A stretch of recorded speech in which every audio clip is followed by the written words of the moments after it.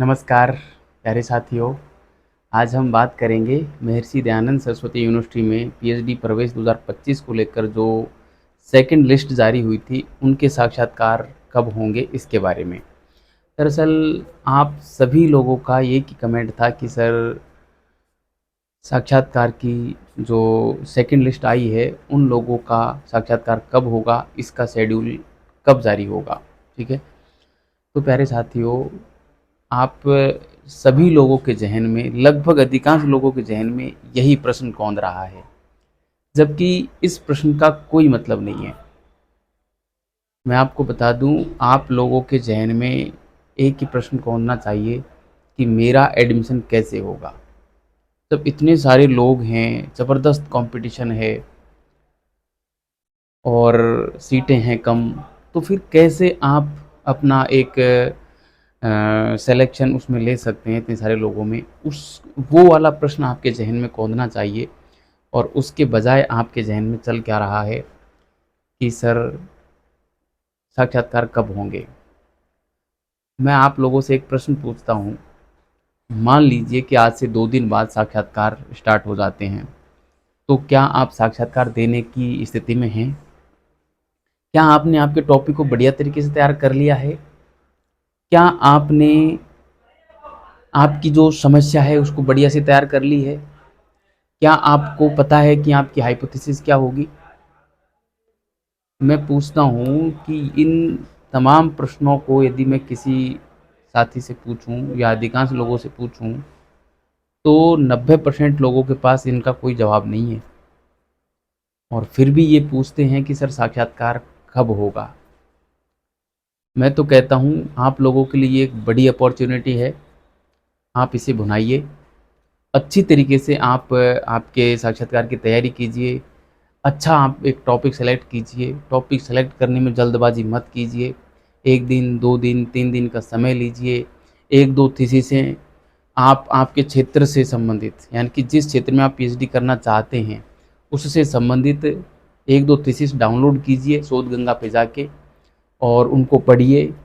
उनको पढ़ने के बाद आपका एक कंसेप्ट क्लियर होगा। आपको पता चलेगा कि टॉपिक कैसे सेलेक्ट किया जाता है। आपको ये पता चलेगा कि आपके क्षेत्र में कितना शोध हो चुका है और क्या शोध किया जाना बाकी है। आप कम से कम हालिया शोध का रेफरेंस यदि आप साक्षात्कार के दौरान देते हैं, उसकी संपूर्ण डिटेल देते हैं, तो आप यकीन मानिए आप आपके साथियों से बहुत आगे हैं और आपके एडमिशन के चांस बहुत अधिक हो जाएंगे। यदि आप आपके टॉपिक से संबंधित 1-2 थीसिस पढ़ लेते हैं और उनका रेफरेंस साक्षात्कार में देते हैं, तो उन लोगों को क्या लगेगा कि बच्चा कितना अवेयर है।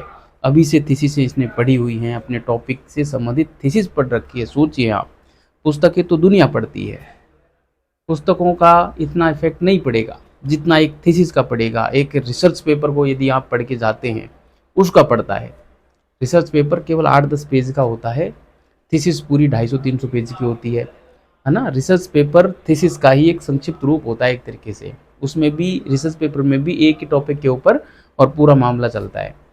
मैंने खुद ने 4 मेरे शोध पत्र पब्लिश करवा रखे हैं, जिसमें पहला जो मेरा शोध पत्र था वो था गांधी व शंकर के ईश्वर संबंधी विचार।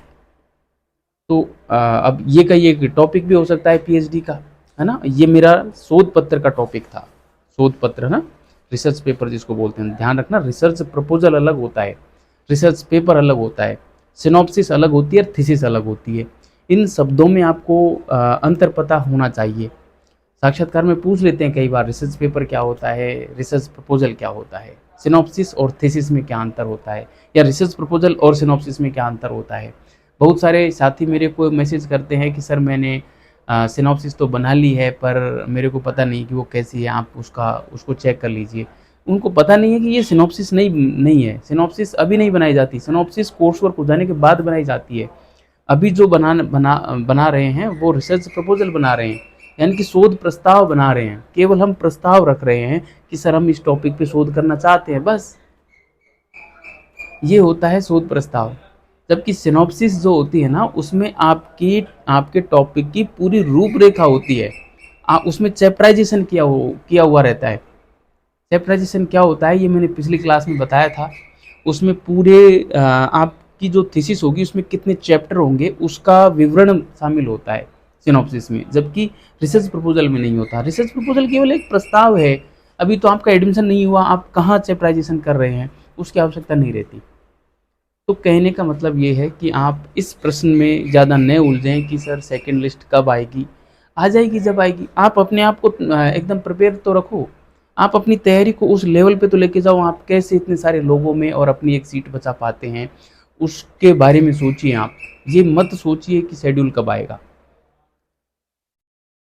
तो जम के मेहनत कीजिए और जब भी शेड्यूल आए अपने आप को पूर्ण प्रिपेयर पाएँ, इस लेवल पे अपने आप को तराशिए, अपना टॉपिक सेलेक्ट कीजिए, फिर अपनी समस्या सेलेक्ट कीजिए, फिर समस्या के बाद उसकी साहित्य समीक्षा कीजिए। साहित्य समीक्षा के लिए आप पुस्तकें पढ़ सकते हैं, थीसिस पढ़ सकते हैं, रिसर्च पेपर पढ़ सकते हैं। 3 चीज़ें ज़रूरी हैं, तीनों में से कोई एक आप ज़रूर पढ़ के जाएँ, ठीक है? जैसे एक थीसिस पढ़ ली ना, तो एक थीसिस के अंदर आपको बहुत सारी पुस्तकों का मैटर मिल जाता है, बहुत सारी शोध पत्र का मैटर मिल जाता है, बहुत सारे जो थीसिस अन्य थीसिसें होती हैं उनका संक्षिप्त मैटर भी मिल जाता है। इसलिए एक थीसिस ही बहुत व्यापक पैमाने पे आपकी सोच को विकसित कर देती है।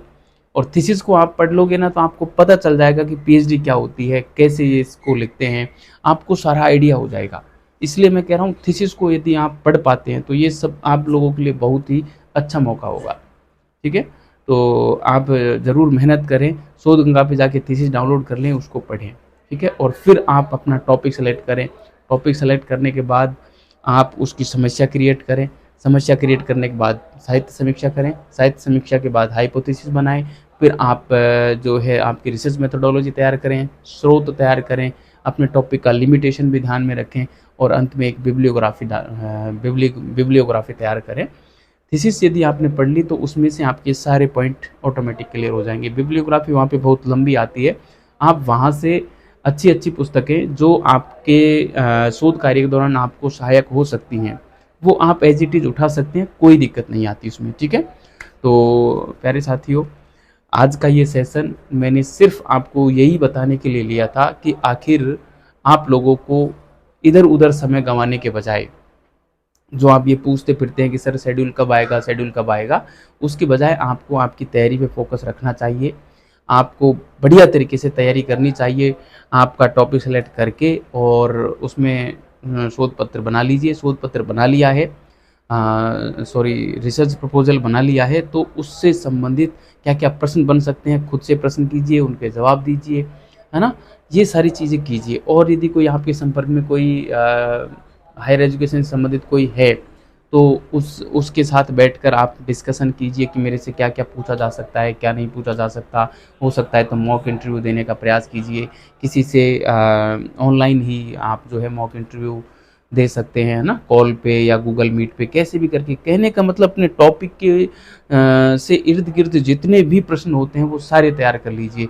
मैंने जो पीडीएफ आप लोगों के लिए प्रोवाइड करवाई थी मेरे एप्लीकेशन सफलता विजन्स पर, वो यदि आपने डाउनलोड नहीं किया तो वो आप डाउनलोड कर लीजिए। सबसे पहले आप मेरे एप्लीकेशन सफलता विजन्स पे जाइए, आपको गूगल प्ले स्टोर पे मिल जाएगा।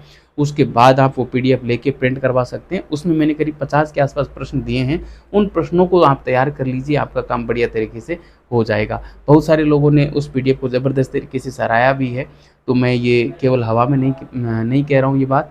उसमें भी मैंने हाईलाइट किए थे कुछ प्रश्न करीब 15 के आसपास, उन प्रश्नों को भी आप बढ़िया तरीके से तैयार कर लेते हैं तो भी आपका काम अच्छे तरीके से हो जाएगा, ठीक है? तो ये सेशन मैं यहीं रोक रहा हूँ। आशा करता हूँ कि आज के बाद आप शेड्यूल का इंतज़ार न करते हुए अपने टॉपिक को तैयार करेंगे। फिर अपने सब्जेक्ट को भी पढ़ लेना आप थोड़ा बहुत, जिस क्षेत्र से आप पीएचडी करना चाहते हैं उस क्षेत्र से संबंधित आपका सब्जेक्ट भी पढ़ना, ठीक है? तो चलिए, आशा करता हूँ आप लोगों को अच्छा लगा होगा। यदि कुछ पूछना हो तो कमेंट बॉक्स में कमेंट कर देना, मैं उसका जवाब दे दूँगा। धन्यवाद।